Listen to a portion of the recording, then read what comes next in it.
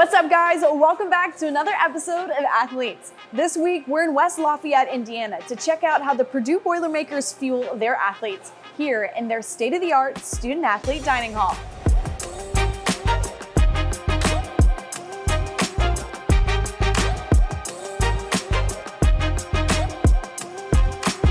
Lauren, what is your role here at Purdue?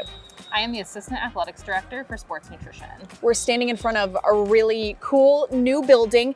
What is this and when was this debuted? So this is the Purdue Athlete Dining Hall, or the PAD as we have coined it. This was the first fall that we've been in here, first semester for our student athletes being in here, so it's been awesome. What was important to have a dining hall specifically for the student athletes? Yeah, it's been a long time coming.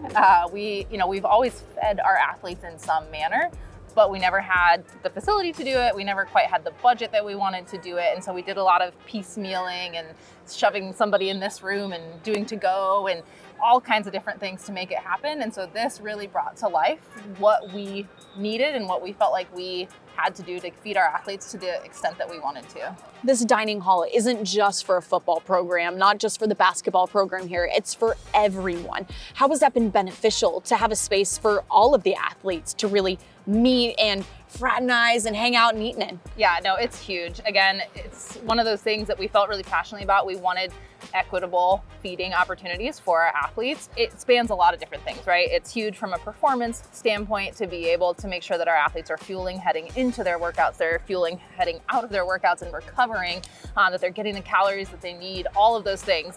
But from a recruiting standpoint, I think it's huge, right, for all of our sports to be able to say, like, you have access to this building across the board. And then the fraternization part is pretty cool too. We have been joking, the Olympics were this past summer and our athletes were saying this is like the Purdue Athlete Village. So it's been cool. We have a lot of intermixing teams sitting together, whether it's one whole team together or lots of different teams intermixing. It's been pretty cool to see. David Badaya, you were here as a student athlete some years ago. You've returned as a coach. What made you come back to Purdue?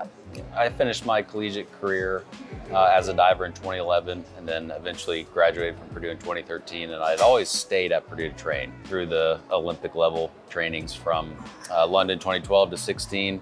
Took a hiatus for about 9 months and then came back for another final run at my fourth Olympics. What has changed since you were here as a student athlete? Oh, goodness. Yeah, okay, a lot. Yes. I mean, just what we're standing right here, an athlete dining hall, specific for Purdue student athletes.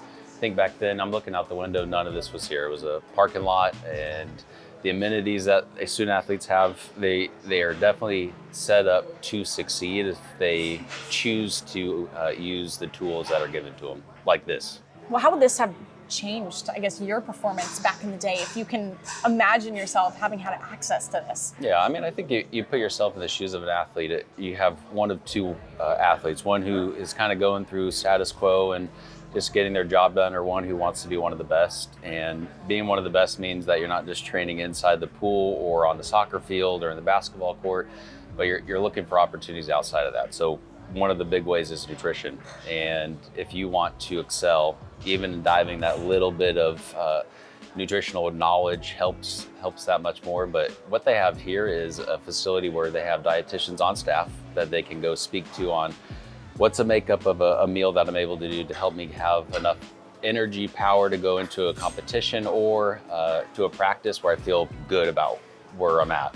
And if you go back and look at, there's a spread of just about anything you could ever want, specific to athletes and nourishing their bodies to perform well. Now, I know that here in the dining hall, there's a lot of lean options for the student athletes. But what does that word lean mean? What can a student athlete expect in order, in terms of whatever they are getting? Yeah, absolutely. So generally speaking, lean is usually going to have to do with either how something is like seasoned or flavored when it comes to like the fat components that are used for that, or potentially like a cut of meat or something like that. And we try to do like a pretty big spectrum when it comes to things as well, and incorporate like what, healthy fats is kind of like the buzzword for that. Things that they can use to get enough calories in without having to feel like they have to eat a large volume of things as well. So you'll notice that things aren't labeled here from like a lean or a high fat perspective. but it's rather like us using our time with the athletes to educate them on maybe what's the best thing to put on their plate to help them achieve their goals. When a student athlete enters this building, as one just did behind us, they scan a QR code. What is this technology going on? Yeah, so we wanted to try to find an easy way to kind of keep track of how many athletes were coming in, what our traffic was looking like, how it worked for sports practices and schedules, kind of like how I mentioned for football, and again around academics as well. So it's really cool. We actually teamed up with Teamworks, and we're able to kind of connect our athlete management platform with our menus and things like that here. So all the kids have to do is open up their phone, open it up to like where their schedule and everything is. So hopefully they're looking at it a reasonable amount, and then just scan that QR code. And it gives us a ton of data when kids are coming in, like what our numbers look like, help with like a ton of planning purposes and things like that. So it's really awesome. We're with Abby Roy. You're a member of the women's soccer team here at Purdue, and you're also a senior. So you were here before this dining hall came to be. What's changed for you and your performance and nutrition game? There's zero room to forget meals. I feel like that's almost the best way to put it. I think the hours that the dining hall is open is perfect. I mean, breakfast, lunch, dinner, every day during the week. And it's also a great addition to Mucho, or Pepper, which is what we have, the $40 a week that athletes are given. Since the dining hall is not open on the weekends, it's very nice that we get to eat here all week, and then we can use Mucho on the weekends. And so the biggest thing is money saving. I feel like a huge difference between the past 3 years and this year is that I'm not spending $100 to $150 every week on groceries to eat. And it also just saves a lot of time. You know, when you're running from class to practice, you just can have a quick meal before or after, get your fuel in, and you're ready to practice, you're ready to perform. Really no excuses to ever be hungry or not get the nutrition that you need. Whatever it is, like you have the opportunity to eat whatever you want and whatever you like. So it's been awesome. My favorite part about being at Purdue is the culture. I can talk to the swim team, I can talk to volleyball, basketball team, and it feels like we're all family. And then being able to talk to my teammates on the wrestling team about stuff that's been going on, like if it gets stressful, I know that they have my back, and then they're gonna shoot me straight. So I just love having a culture that will tell you straight up, and then being able to build that trust is the number one thing if I want to achieve my goals and if they want to achieve theirs as well. How does nutrition differ for you and your sport when it comes to wrestling? Yeah, no, nutrition in wrestling is really essential. Someone has to cut weight. Luckily, I don't cut that much weight, so I've had the time to be able to figure out how my body works and fueling the right foods into my body to feel great, make sure I'm hydrated. If I had a hard practice, here they have Gatorade on deck, so we're getting those sodium back into my body so that I'm feeling good, I have the energy to go to class. Making sure to eat healthy and essential foods, not fast food. And I can just tell from any of the other years that our team has been on a great growth rate, and I'm just very excited to see what's going to happen because of the nutrition that we have here at Purdue. You guys have student athletes across just about every sport, but also from just about every part of the world. Yeah. And you guys actually specifically have menus sometimes that cater to those international students. And I know there's even like a themed month in honor of those students. So what is that like? Yeah, so this is International Student Month, and we have partnered with our student athlete development folks, and so they've been great. They're really the kind of brains behind this. We just carried it out, but each week during the month of November, we have 2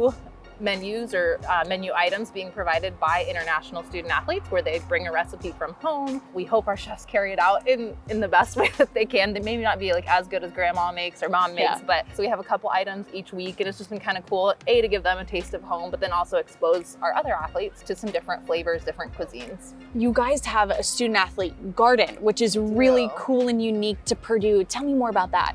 Yeah, so the garden was kind of this passion project many years ago, probably like 10 years ago when I very first got here. Just had the thought, it would be kind of cool if we could teach our athletes about sustainable food and how to grow those things. We want our athletes to eat more vegetables, but what if they knew how to grow them and what to do with them? Our athletes aren't required, of course, to do it, but they're able to do it. And if they're interested, we essentially go out about once a week in the growing season. It's a little chilly right now for the growing season. And if they help, they get to take home whatever they want for free. This is Executive Chef Shamir Taylor. What do you love about working here with Purdue Athletics? The most amazing part about it is being able to feed so many different types of athletes, from tennis to football to basketball. So it's kind of you're learning different habits and consumption of each. You guys have a ton of different athletes, but you guys also offer a ton of different food. We do. What's it like to curate that kind of a menu? It's a lot. It can be a little bit tedious at times. However, I have a good crew behind me, and we are actually used to working on our toes. A lot of us have food and beverage background, a la carte cooking, from being in healthcare to restaurants to my pizza person is a full-blown pizza master who does it from scratch. So we love playing around with different recipes and getting input from the dietitians as well. When it comes to being a dietitian versus a nutritionist, does it fall under the same umbrella? Do they have synergies? Where do they differ? The main difference between a dietitian and a nutritionist is the amount of schooling and credentialing that we have gone through. So in order to become a dietitian, you now have to have your master's, and then you have to go through a year-long internship process, and then on top of that have to sit for a credentialing exam, which nutritionists don't have to do. What are the kinds of things that you make sure the student athletes you work with keep in mind whenever it's their turn to get up in line and go pick out food for themselves? To always have a variety on their plate. There's lots of different options, and sometimes they get stuck in a rut of eating the same thing over and over, but we are always trying to work with the chefs and keep the menu updated and new so that they aren't eating the same thing over and over, and just trying new things every time they can. Purdue's performance and nutrition program has been established for a long while, Elaine.